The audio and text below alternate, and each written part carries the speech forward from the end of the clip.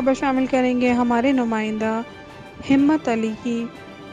Popper میں تباہ کن سیلاب نے ہر طرف تباہی مچا دی۔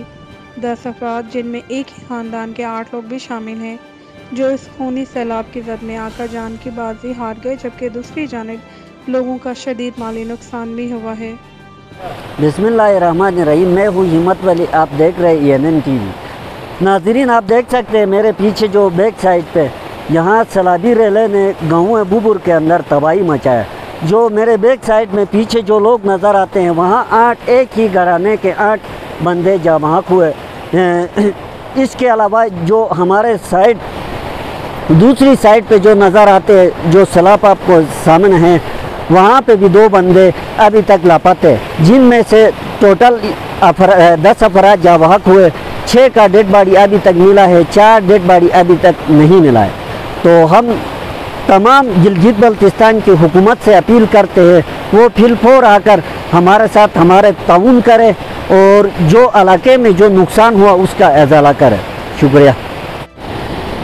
بسم اللہ الرحمن الرحیم۔ میں ہوں ہمت علی، آپ دیکھ رہے ہیں ENN TV۔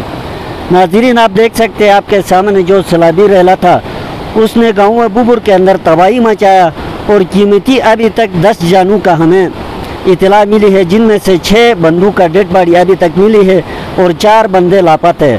کم از کم 150 سے اوپر گھرانے تباہ ہو چکے ہیں اور امدادی کام اس وقت جاری ہے۔ اور دوسری بات یہ بھی بتاتے چلا جاؤں، یہ سیلاب جب آیا اس ٹائم یہاں کے جو یوتھ تھے انہوں نے بھرپور محنت اور کوشش کیا، لیکن پھر بھی یہاں کچھ نہیں ہوا۔